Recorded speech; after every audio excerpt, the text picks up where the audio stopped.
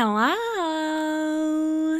Hi guys, welcome back to my podcast. I'm Dawn, I'm a doctor, and this is Backseat Positivity, my podcast, and today we are talking about psychological safety. Basically, who else is scared of just saying something wrong, saying the wrong thing, and being chastised for it?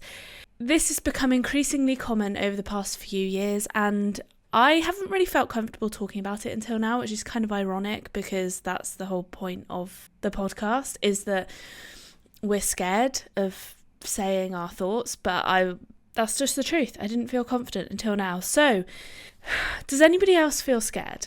I'm not really scared about recording this episode. Like, I'm pretty comfortable with how I feel about it. I just like to put a little disclaimer out there, okay? I have absolutely zero animosity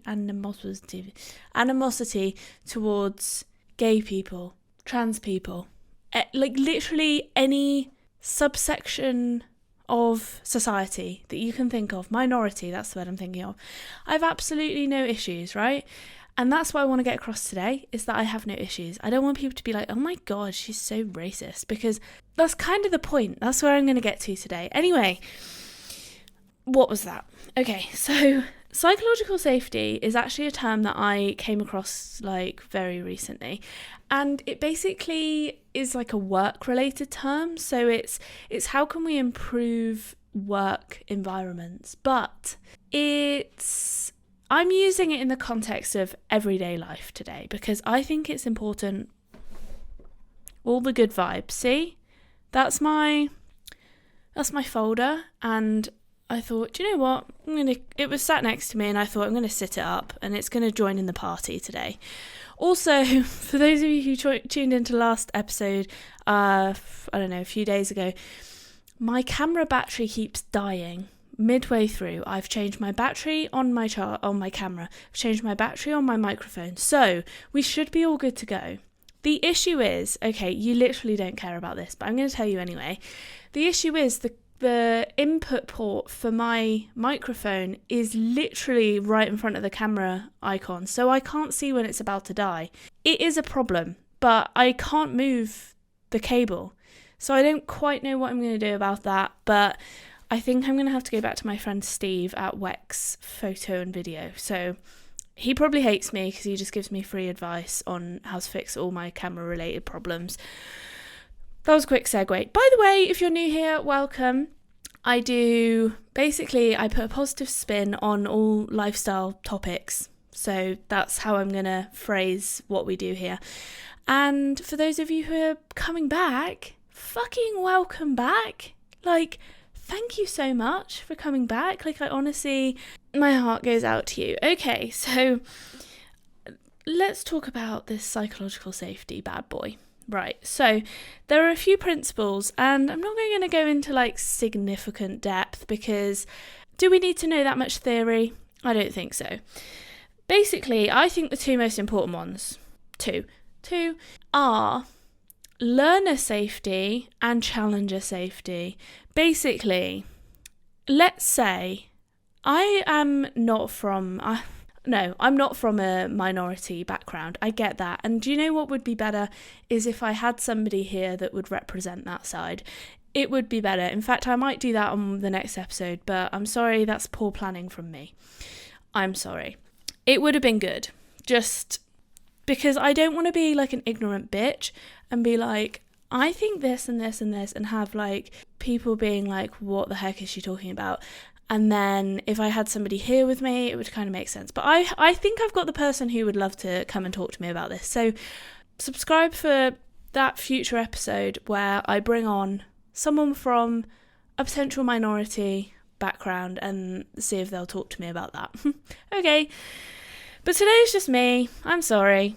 Anyway, learner safety. Let's say if you're not the person, and I'm just going to call them minority backgrounds. When I'm talking about minority backgrounds, I'm talking about people who are, well, I guess like BAME, Black, Asian. Oh my God, what does the M stand for? That's embarrassing. Minority ethnicities. Let me look that up. This is a very touchy subject and I just don't want to get anything wrong. BAME. Oh, I did get it right. Cool. So I'm not from BAME. I'm not gay. Am I allowed to say that? I'm not homosexual. I'm heterosexual. I'm, what would you call it? Like cis. Anyway, I identify as a woman. I am a woman. And I basically, the only deviation I have from anything is that maybe I'm a bit weird. Some might call me eccentric. But that doesn't really bother me. And it's probably often seen as a positive thing. So I don't know if we should count that. But I am female. That's, as a child, grossly, I was heckled and, wolf whistled, etc. Haven't we all been there? It's quite nice that has stopped. I'm not going to lie, but we'll get on to that. And the other thing is that I was, from a probably working class background growing up, but obviously being a doctor, I wouldn't class myself as working class right now if we're talking about that. I don't know if we're allowed to talk about classes. Oh my God, right. This is the issue. Everything is so PC and nobody wants to say anything wrong, but you have to think am I saying this from a place of I don't give a fuck? I want to hurt people? I don't care about people? No, I'm not saying it from a place of that. I'm actually saying it, I'm too scared. And ironically, the people that are scared to say what they think are the people who are arguably nice and caring and... Oh my God, I just received an email that says they want references from my last 3 years of work. Okay, I shouldn't have had my emails on, but I did, alas. Request references for the last 3 years of your employment. Okay, I'm sorry about that hiatus, although you won't have noticed it because basically I'll just edit it out. Okay, shit the bed, what was I even talking about? Okay, I was saying... It's the people that want to be nice people and are nice people that are the most worried about saying the wrong thing. And let's go back in time. Okay, no, let me explain. Learner safety, I guess I am the learner. Because I'm not from a minority situation, I would be the learner, right? So as a learner, I would be afraid to ask questions, to say something wrong, to say something not politically correct, to use the wrong term, to offend somebody. And the word offence and snowflake and politically correct has been used a lot in the recent years because it seems to be ever increasing. The standards of behaving in a certain way and being politically correct seem to be getting stricter and stricter. And we're going to talk about that from both sides because I understand it from the minority background perspective as well. I'm just I would say I'm quite an empathetic person, sometimes to my detriment, but I am, and I often like to see both sides of the story. So we will talk about that in a minute. I'm not just going to talk about from my perspective, my side of the story. So challenger safety is for people to be so let's say I said something a little bit off and people then felt like they wanted to challenge it. Well, we can give them the space to challenge what I've said, but without it being confrontational. So I can then learn from my mistake or ignorance or whatever and feel free to accept challenges from other people and not take that as a knock on my personality rather than just we're fostering an open discussion, right? It's not oh my God, I can't believe you said that, you are a horrible person. It's why did you say that? I would prefer if you said this or something like that. Okay, but let's get into it in a bit. I think what's happened over the past few years, let's say the past couple of decades actually, not few years, is that as a general rule, people wanted to make everybody feel like they're on the same playing field. But as a result, it actually just created a fear culture and everyone is now scared to say anything. And I get it, there are some people who are like completely on the other end and are like, I don't give a fuck what I say, I don't care if I hurt somebody, whatever. But then there's a lot of people, and you probably don't know who they are because they won't tell you, who are scared. Like, and I sit kind of close to that camp where I'm like, oh, I don't know. And I'm feeling it now. I'm like, I don't want to say the wrong thing. I don't want to hurt anybody's feelings. But I also have some curiosity about the world and what's going on. But I don't feel like I can understand that curiosity. I don't feel like I can, I don't feel like I can learn or understand what somebody else's situation is because I'm not sure that I can delve into it. And also, to add to that, not necessarily from my perspective, but I know a lot of people, it's like you can't have an opposing view. You can't say, I don't agree with that, but it's okay, like you do what you want, but it's not my thing. It's like, no, you have to agree with everything. Like, you have to agree with this ultra socialist ideal, and any kind of pushback against that is wrong and is seen as obstructive, and you're then ostracized. And the importance of that is humans. Everybody knows we are very social things. We're very social beings. We don't want to be, it's like an instinctive thing to not want to be ostracized from the group, because if you are, instinctively, that kind of ruins or disrupts, or no, that's not the right word. It jeopardizes your safety as a living being. Like, maybe even continuing to nowadays.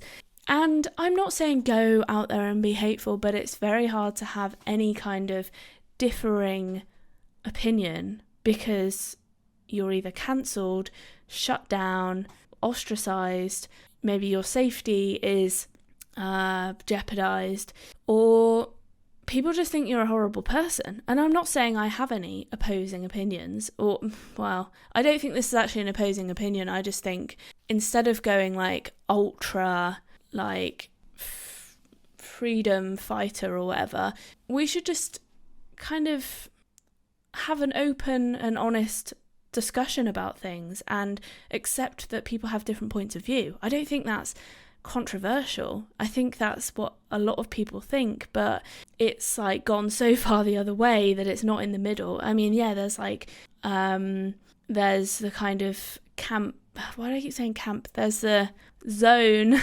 where people are sitting where they're like, I hate black people. Okay, that could be like taken out of context if you cut that one bit out, but I don't hate black people. I don't like this group. And then there's the people that are like, but I love this group and everyone should be friends. And then there's like the middle where it's like, I'm neutral, whatever, anything can happen, doesn't matter, everyone can live in this sphere together. But it's like so far this way that it's hard to like maybe be here. I don't know, does that make any sense? Or like, I don't know, I'm not saying that I want people to like accept the haters, I'm not saying that. I just think, are we even allowing any kind of alternative opinion or any, I don't know, it's a very difficult subject to talk about. Maybe we are in this neutral place. Maybe I'm getting it all wrong. I don't know where I sit, to be honest. I think I probably sit more above this side, like, I don't know, I'm just a bit like, I think everybody should just get along and it should all be fine, but everyone should have equal standing in the world and that's fine. And there's actually this movement going around at the moment that's like, are we getting reverse racism, which is a whole another ball game, but we'll mention it. And it's like, are we getting racism towards white people now? Because, well, I'm sure there's lots of other videos you can go and watch about that. I'm not even going to go into it. I don't think it's something that I've necessarily come across in my personal life, but it's something I've seen on the internet.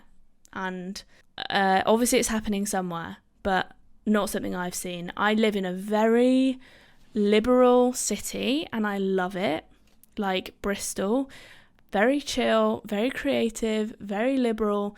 Like, everyone's themselves, everyone's a little bit of everything, and it's just accepted, and it's fine, and it's fucking great. This is why I love this city, because it basically just fulfills everything that I think. It just fulfills all of my ideals, is the word, I would say.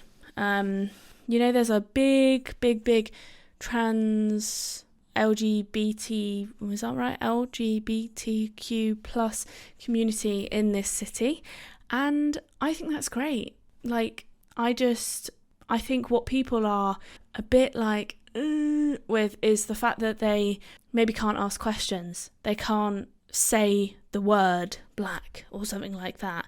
Like, oh, that person is black. Like, I remember I said that once and somebody was like, oh my God, that's racist. And maybe that's like maybe it was because it was a long time ago. But I was like, is it? Like, actually just consider what you've just said. Because I think what you've said, it could be more harmful. Like, outright blanket saying that somebody is a racist because they've said the word black or describe somebody as black is very harmful and toxic. And I just think it fosters that fear culture that I talked about earlier. And it doesn't mean you're a bad person because you use a describing word or you describe somebody's race. Like, you can say much more mean things, but that shows some kind of intent. Whereas I feel like just if I said, oh, they've got brown hair, like, it just doesn't mean anything. Like, it's an adjective, in my opinion. Whatever. Okay, I think there's quite a big example of this that's recently come to light. It's in the YouTube content creation sphere. There's something that's happened recently, and that is on Mr. Beast's channel. Lots of you, he's like the biggest YouTube creator on YouTube. Like, I don't know why I had to say on YouTube. He's the biggest creator on YouTube. And he has a group of guys, only guys, and there's 5 of them, maybe 6, I don't know. And one of them has recently started transitioning to female. His name is Chris. He is like, previously was quintessentially, I think it was like Southern America? No, like Southern USA, like, I'm just hearing this like secondhand, by the way. Southern USA, quintessentially like trucker, dad, family, like wife and kid kind of situation going on. And then he started like changing, and people have been saying, is that going to change the dynamic of Mr. Beast videos? And the issue is, it kind of already has. Again, basically I should just credit SunnyV2. If you want to go watch his video, it's on his channel, SunnyV2. He basically describes this whole scenario probably in better detail than me, but you also might love me more, and that's fine. But you also might not care that much. That's also fine. So I'll give you a quick summary.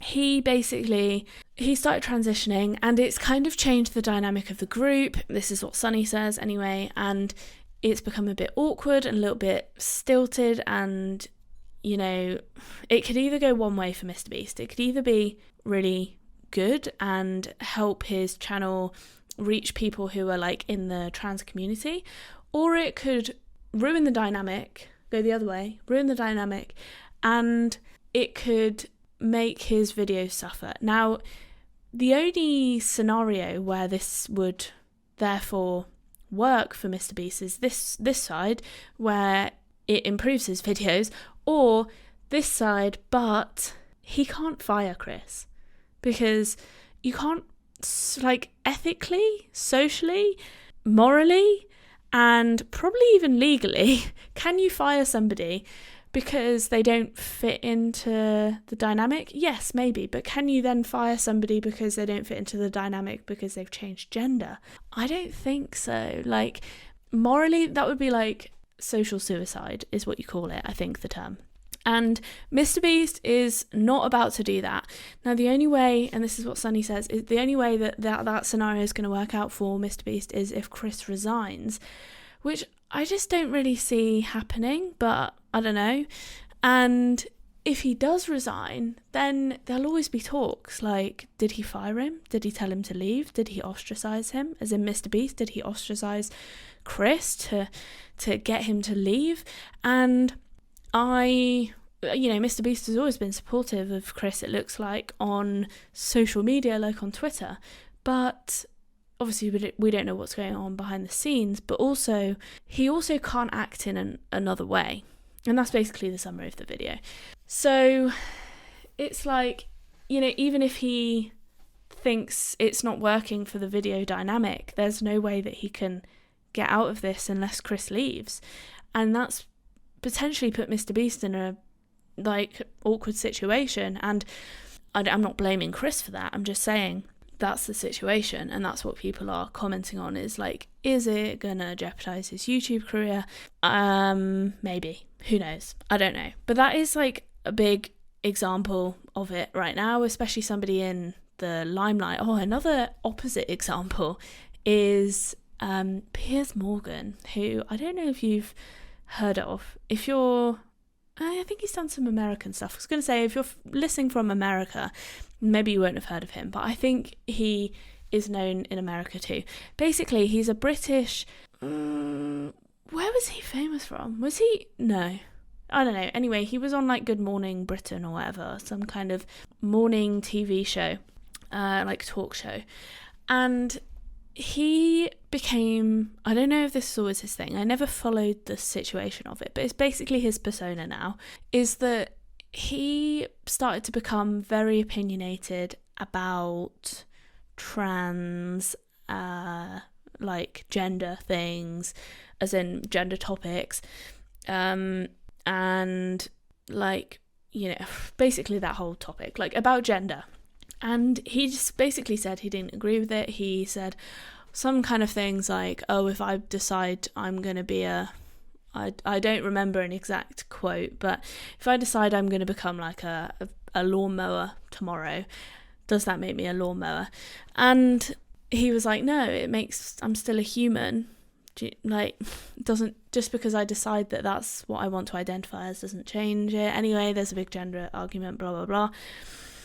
Is it now going the other way where people are we've come out of the fear culture and we're like, as in we, other people, humans as a whole, are we all like, actually no, we don't want to put up with this anymore. Like, we've accepted you guys, but now we're just sick of the fear culture. Like, we're happy to accept the change in society, but actually has it gone too far where we're now, there's like 20 pronouns, and that's like another theory in my head is like, have we gone from like 2000 to 2020, like 20 years or whatever?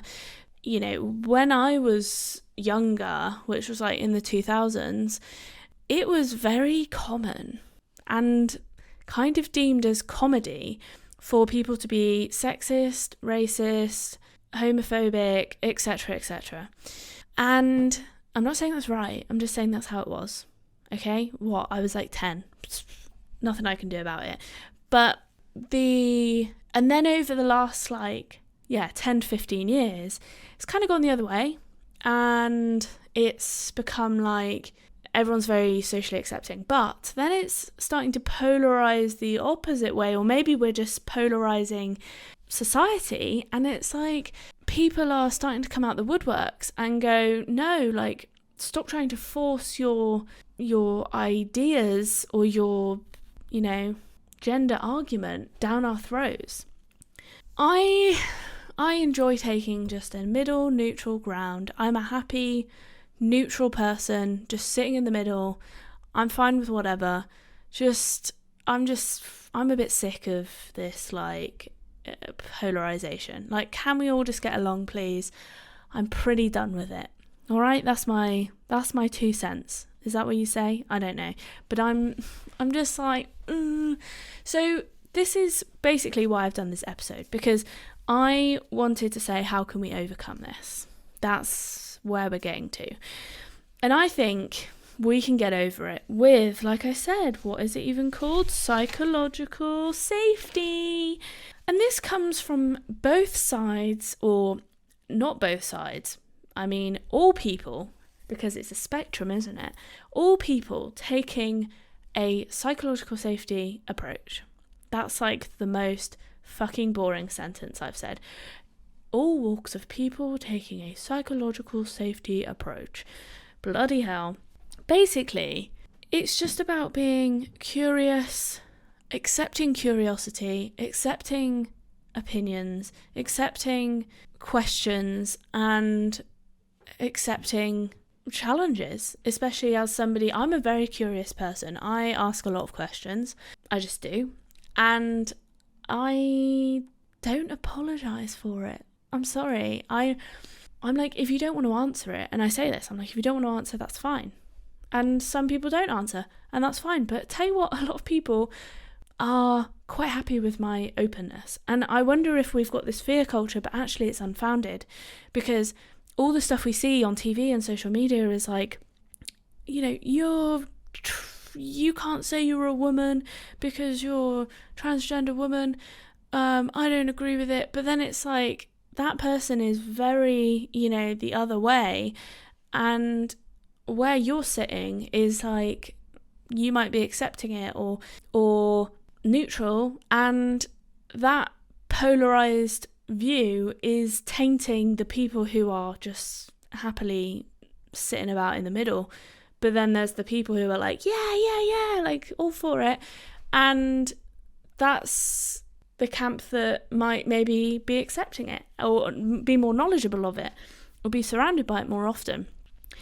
So this is how I try to overcome it. Now, I think it does take a lot of self-confidence to get to this point where you're happy to be challenged, you're happy to accept your stance on the situation and to stand up for yourself, because just because you ask a question doesn't mean you are a bad person. That's my opinion. Just because you ask, what does it mean to be, I don't know, I'm just trying to think of like a random question off the top of my head. Okay, a question I asked the other day, for example, was, what does a drag king mean? Because it's not a term I've ever heard of. And was it shot down? No. Was it? It was kind of laughed at. But I mean, it kind of makes sense. But like, it kind of makes sense. I guess I wasn't really asking, what is it? Like, I was asking, what can you tell me more about it? And that's kind of a different question, but maybe that was my fault for not phrasing the question properly. But it's like, oh, well, drag king is like what it says on the tin. You're like a drag queen, but you're a king. So there we go. I would say I've got quite a few tips. Am I the expert? No, but am I good at asking people questions and getting answers, and not pissing them off and causing an argument? Yeah, I'm pretty good at that. Like, I'll admit to that. In fact, that's not a bad thing to admit to. But people do say I'm nosy. Fair enough. But the people that say I'm nosy are people who are listening to me asking the question to somebody else, and the person who I've asked the question to doesn't give a shit. So it's quite funny because they're like, Dawn, don't ask that. And I'm like, I asked the person who I've asked, I'm like, oh, sorry, I am quite nosy, but like, you don't have to answer it if you don't want to. Like, and then that's kind of like a yes, I will, or no, I won't answer.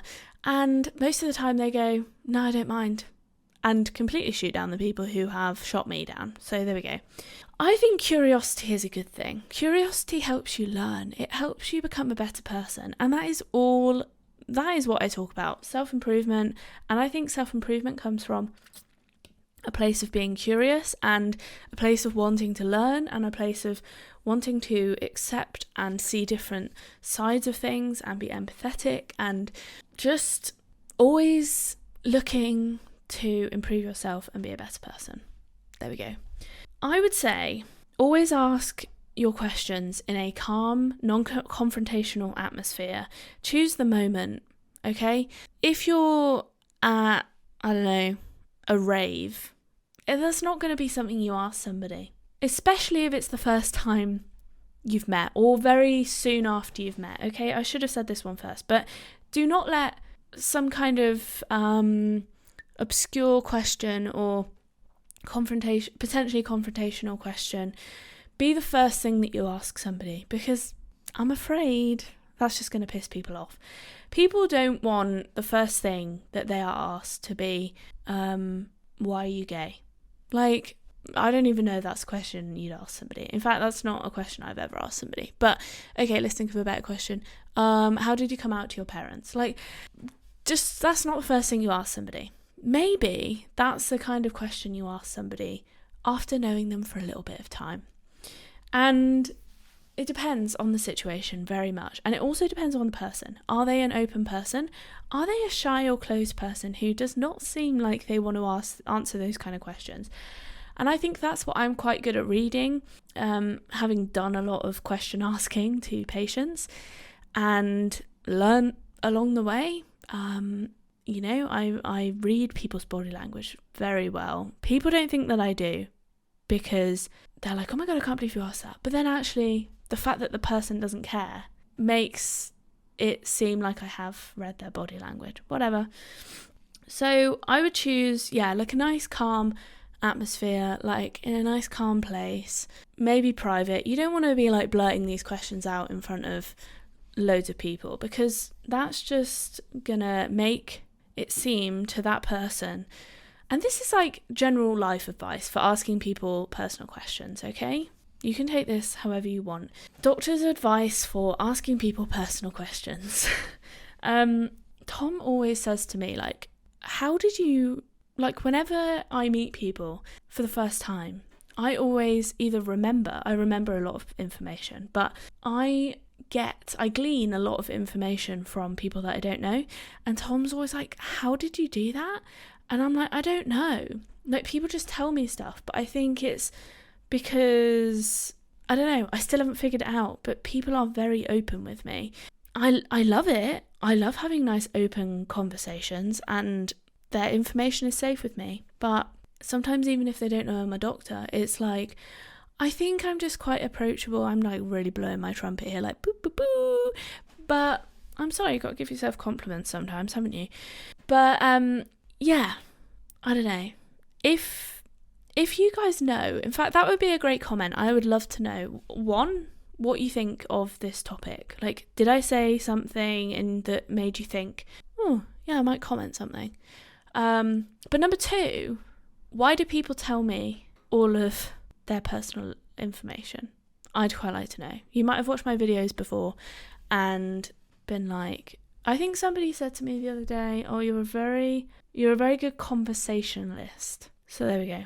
I think what it is I am genuinely so interested in people's stories. Like, I really want to know. So it's not like I'm doing it to be nosy. Like, I genuinely care about their story. And I think that comes across. I think I've just figured it out. You don't need to write a comment anymore. There we go. Okay, ask the right people. Like I said, if someone's like shy and is not like openly mentioning something personal that you might want to ask them, if they mention it, that's probably a kind of gateway into asking them about it. You know, let's say, they've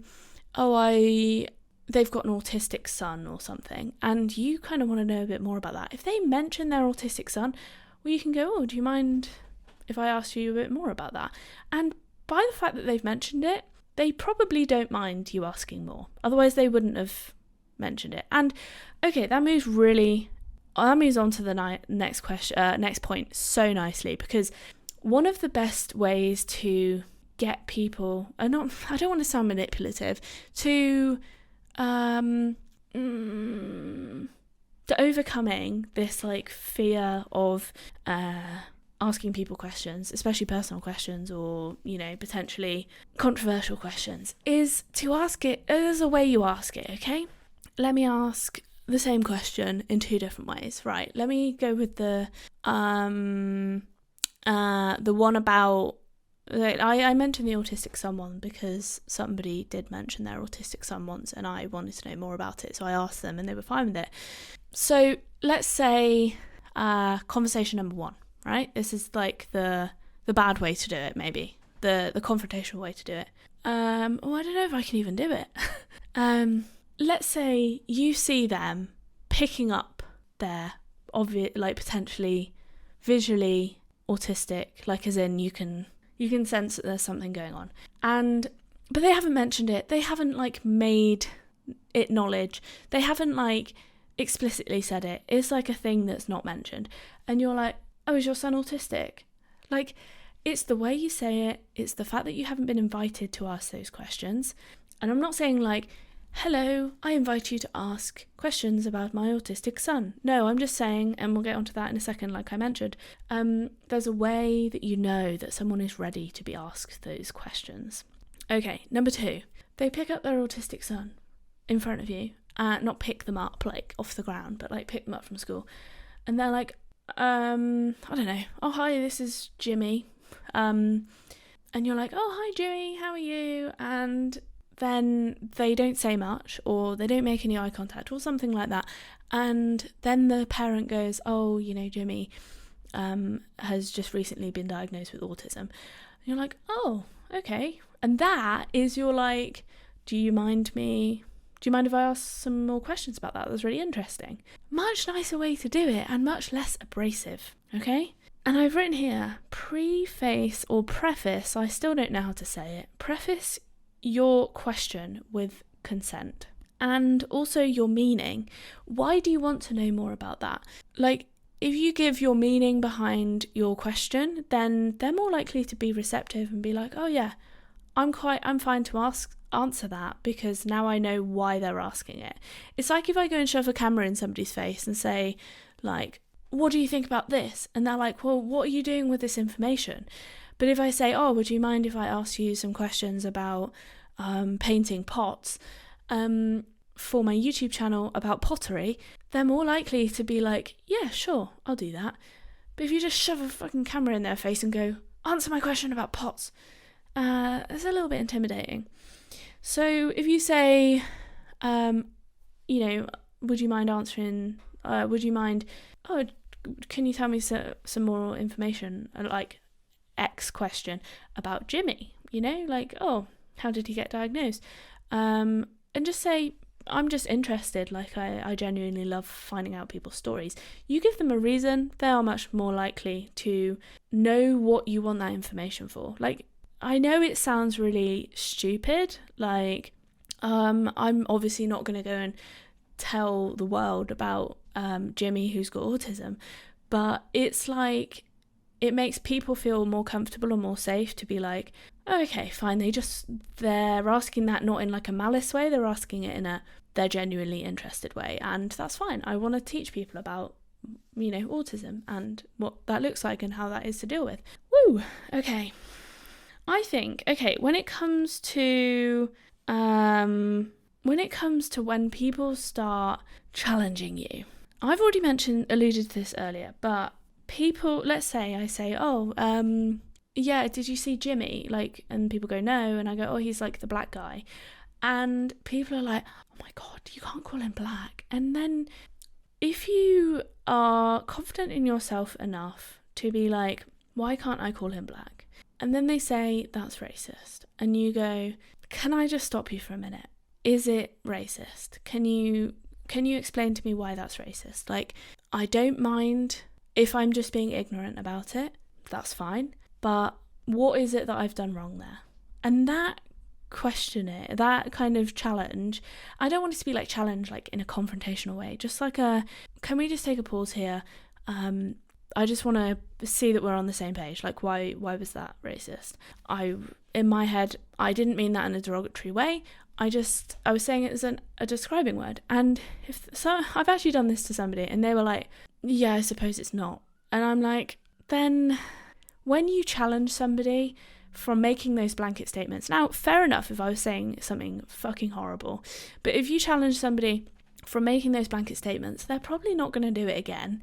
And it creates like a safe space for everybody to just be curious and asking questions and have like, it creates like a nice perspective around these conversations, rather than like a fear of, oh, I don't want to say the wrong thing. And it's like, if we had a nice open atmosphere, wouldn't that just make everybody happier, rather than like having some people that are scared and say nothing? Now obviously I'm not talking about the people who are like, you're fucking gross, like, no, that's not okay. But the people who are genuinely curious and interested, I think, and have no malice behind it, I think that also shows in the way that you come across. And that's my last point, is if your perspective is that you're genuinely being nice and coming from a place of curiosity and not from a place of rudeness, then that will come across. People aren't going to be like, what a fucking bitch.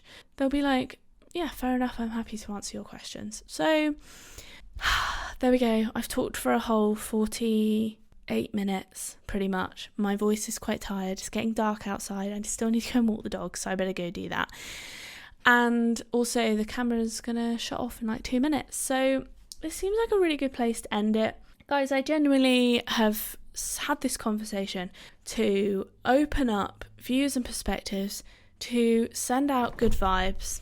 I don't want this to be like a taken out of context, horrible thing where like people think I'm a racist, sexist bitch.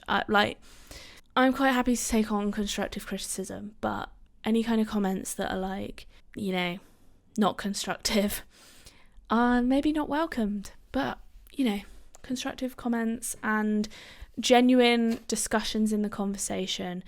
And this is again part of the like challenge culture of reducing the fear culture. Like, I am happy to discuss things in a nice calm way, but I'm not going to get into like an internet keyboard warrior war about it. So anyway, I hope that was somewhat helpful for people who still are sitting in that like zone of fear culture, which I know a lot of people are. And I was genuinely worried to make this episode, but I thought, come on, Dawn, you just got to overcome your fear, literally. And there we go.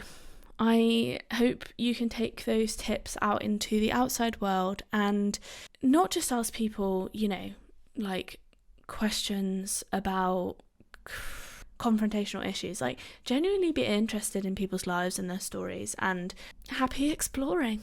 Okay, thanks guys.